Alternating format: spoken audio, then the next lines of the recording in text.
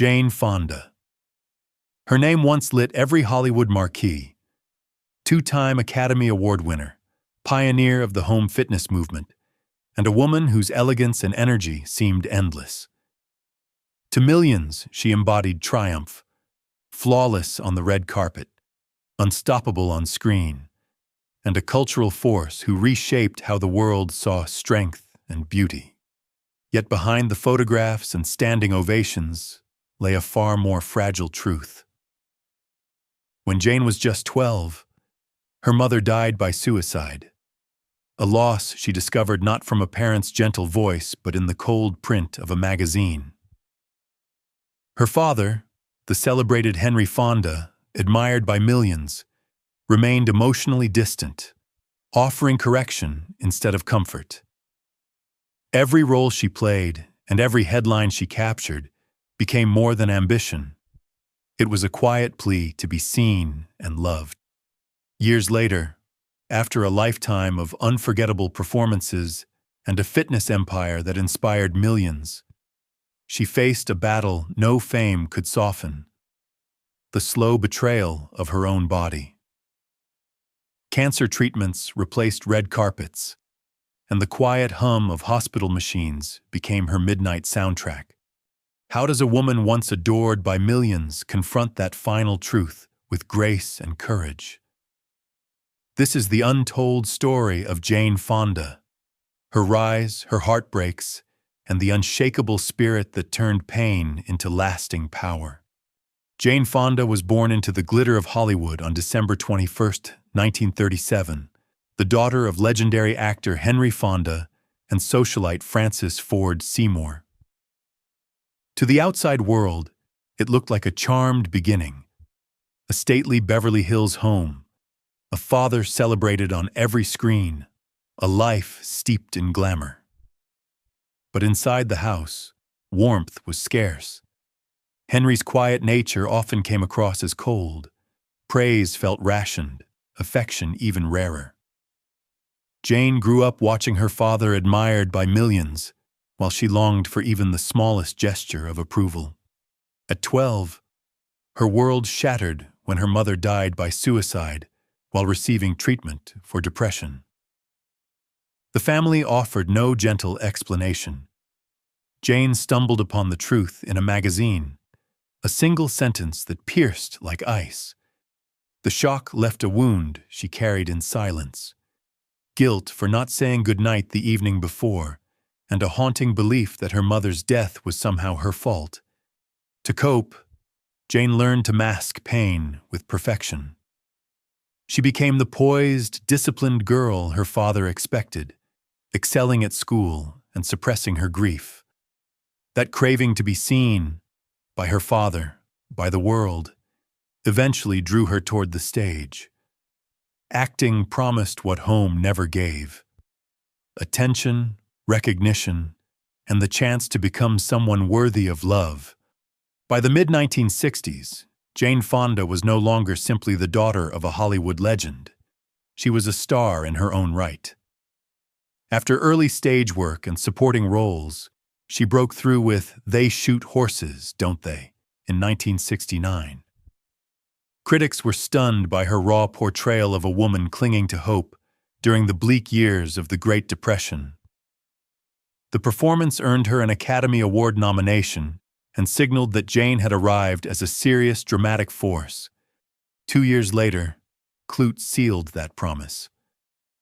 Playing the complex, streetwise call girl Bree Daniels, Jane delivered a performance that was at once vulnerable and defiant.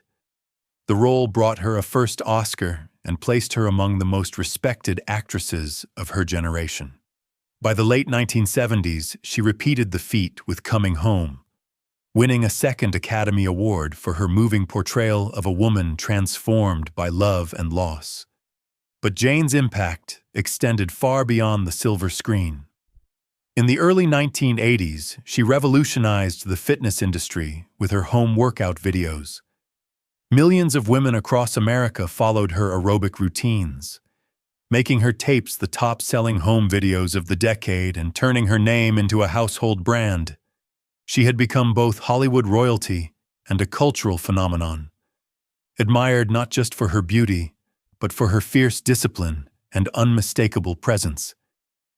Yet, even as the spotlight burned brighter, the cracks beneath the surface were beginning to show. Jane Fonda's private life unfolded with the same intensity as her career, yet it was often far more complicated. In 1965, at 27, she married French filmmaker Roger Vadim, already famous for his romances with screen sirens.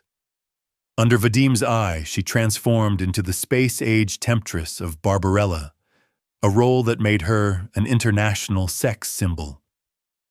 Their daughter, Vanessa, was born in 1968, and Jane entered motherhood with both excitement and uncertainty. She later admitted that while photographs captured her smiling beside her baby, she often felt absent in spirit, pulled between the demands of global fame and the quiet needs of a child. After the marriage ended in 1973, Jane sought a partner who shared her evolving sense of purpose and soon married activist Tom Hayden. Their son Troy arrived the same year. Jane threw herself into building a family while balancing relentless work, yet guilt lingered. She confessed that perfectionism turned even parenting into a prison. The more she tried to be everything at once, the more she feared failing her children. Her third marriage, to media mogul Ted Turner in 1991, promised stability and breathtaking luxury. But over time, Jane felt her identity softening into the background, loved but not fully seen. When the marriage quietly ended in 2001, she chose solitude over comfort, a decision that marked the beginning of truly belonging to herself. Picture Jane Fonda at 84, seated in a quiet hospital room, while chemotherapy drips slowly into her veins. There are no flashing cameras here, no reporters waiting outside, only the soft hum of medical machines and the rhythmic ticking of a wall clock. For decades, she had been celebrated for strength and glamour, but in this stillness, she confronted something far deeper. The truth that life's greatest test comes not in public triumph, but in private moments of vulnerability. She later admitted she was not afraid of death itself. What haunted her was the possibility of leaving the world with regrets. Missed birthdays, hurried goodbyes, phone calls never made, memories of a lifetime spent chasing causes and careers flickered through her mind. The perfectionism that once drove her now softened into acceptance. She could not rewrite the past, but she could embrace the present. Even in those lonely hours, a quiet transformation unfolded. The woman who once sought love through applause now discovered a different kind of grace, an inner calm that needed no audience. Her silver hair framed a face lined by both sorrow and resilience, a living testament to the beauty of endurance. It was here, in the hush of illness and reflection, that Jane Fonda found her truest strength. The courage to face time itself and to greet each day not with fear, but with gratitude. Jane Fonda's legacy reaches far beyond the trophies that glitter on a shelf. 2 Academy Awards and a string of unforgettable performances proved her talent, but her true mark lies in the way she reshaped what it means to age, to reinvent, and to live with purpose. Her early films, Clute, Coming Home, They Shoot Horses, Don't They?, remain timeless studies of strength and vulnerability.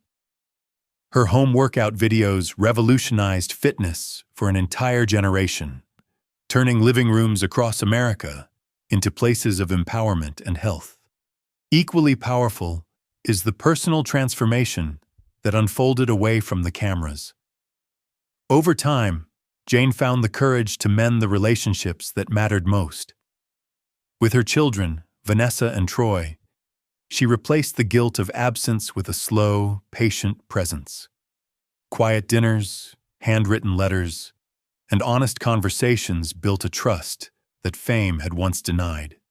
Now, in her late 80s, Jane speaks openly about embracing age rather than fighting it. Her silver hair and steady gaze carry a message to anyone watching. Beauty is not youth, but the wisdom to live fully and forgive deeply. Her story is more than a record of awards or wealth. It is a testament to resilience. Jane Fonda has shown that life's greatest triumph is not in never breaking, but in rising again and again, carrying the light of experience so that others might find their own.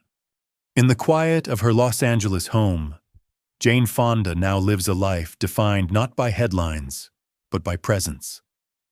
The woman once chased by paparazzi spends her mornings with books, gardens, and conversations with her children, Vanessa and Troy. The guilt of missed birthdays and hurried goodbyes has softened into a deeper connection, built on patience and honesty. For the first time, she belongs entirely to herself. Looking back, Jane has said she does not fear death, only the idea of leaving with regrets. That clarity shapes each day she has left. She moves more slowly, but with purpose, savoring the laughter of her grandchildren, the feel of sunlight on her face, and the knowledge that her story has already touched millions.